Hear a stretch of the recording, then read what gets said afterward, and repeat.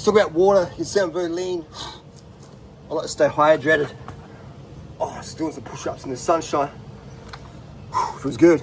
Feels good to be carved up, fully hydrated, fit as. Here in Thailand, this is called Doi Satep. Catch my breath. It's on the sort of edge of the Himalayas, you could call it. A very amazing place. I've run events here in Thailand, I think since 2005. September 2025 right now.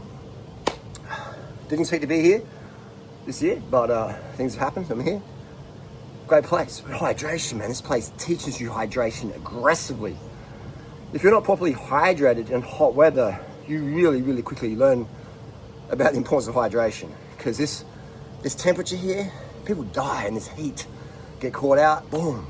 Obviously in Thailand, there's water everywhere. You know, there's shops everywhere, 7-Eleven everywhere. So it's not like Australian outback bush where, but it's hot here. I'm just saying that people do get heat stroke here a lot, especially a lot of tourists, because they don't understand the importance of water. How do you know how much water to drink? This is the easy one, gang. Again, I thrive in these hot conditions. It's sweaty. I do time trials at this mountain, and just dripping full of sweat, and come home and be energized. The secret that I use, I learned this from Tour de France stage winners. I won't mention dropping names, but this is what they taught me, okay, 25 years ago. That you measure your hydration by the color of your urine, the color and the frequency. You want to aim for a clear urine stream, so you look down, it looks clear, and then aim for every 2 hours during the day, maybe a couple times at night time. People might protest that, but whatever. This is from Tour de France stage winners, and they learned this from Tour de France winners, the coaches, etc. Okay, so I thought, well, I'm not a Tour de France rider, but I definitely admire the stamina and the energy. And if I can have that Tour de France rider energy in my life, that means my relationships will be better, my finances, everything I do will have more energy. Because I hate not having energy. Some days you do it, some days you don't. And I don't want to rely on any stimulants. Like today, I've got no stimulants in my system, you know. For the last 2 months, I've hardly used any stims, you know. And so it's just, and it's good when you have a break from stims, so you can really work out what actually does work. And that's why I can have breaks from stims, or if I ever use stims, it's a very, very small amount. Because my hydration is so consistent, and my sugar intake, I'm always getting is unlimited sugars, unlimited rice, unlimited fruit, unlimited sugar. And people say, oh, you got such low body fat. Yeah, it's because I eat very, very, very low fat. Okay, very, very low fat. Very, very low protein. So that's it with hydration. All right? So just do that. Clear urine every 2 hours or so, especially in the hot weather. I mean, in the hot weather, I'm going for almost like every 90 minutes or an hour I'm having a pee, you know, on the bike or whatever. And it really makes a huge difference. And in winter, I could probably stretch out every 3 hours in Adelaide, etc. But otherwise, it's a huge. And at night time, I like to have a pee, you know, a couple of times, just lean over, put it in a bottle or whatever. Because I don't want to wake up. What? I'm just saying, this is what I do. And I'm 48 now, and I go train with Tour de France riders. You know, hard rides with them. I can still keep up. So again, it's like, and how it's just, these things are huge. These tips are absolutely huge. And the mood, the mentality makes such a difference. So if you go to bed at 8 o'clock, you're hydrating like a Tour de France rider, and you're smashing in the carbs and you eat low protein, you're gonna just get freaking so ripped, so lean, so vascular, and have the energy.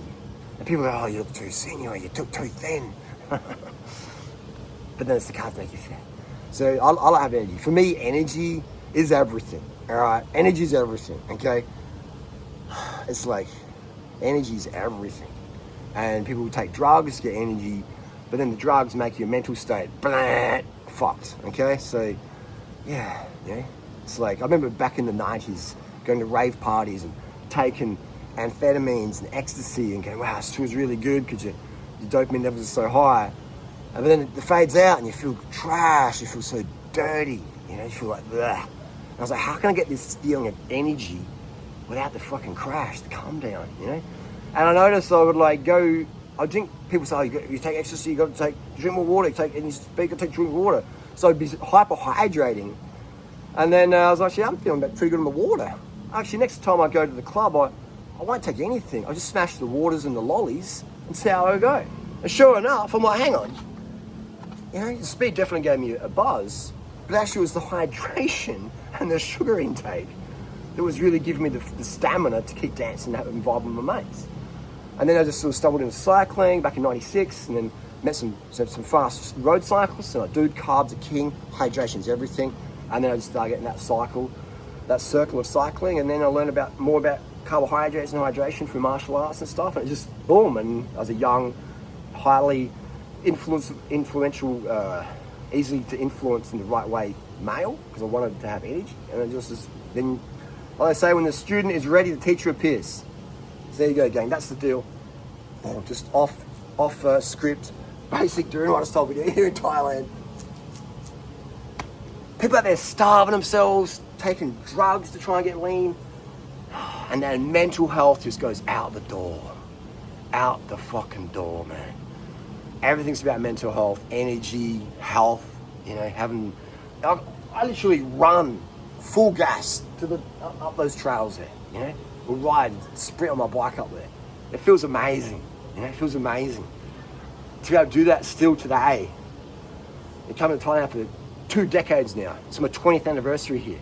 This is all hinged on hydration and sugar sufficiency, and vegan, man. It makes your core so much slimmer when you're vegan, and the bacteria in your gut is a lot healthier, especially when you're filled up on sugar. If you're filled up on sugars, fruits, vegetables, rice starches, and sugar, and you're eating animal products, your whole digestive tract just changes in terms of the biome, the little bacteria things they talk about. It's crazy. Just, again, too long didn't read step in cat shit versus step in horse shit. I know which one I'm going to prefer to step in accidentally. I'm just saying.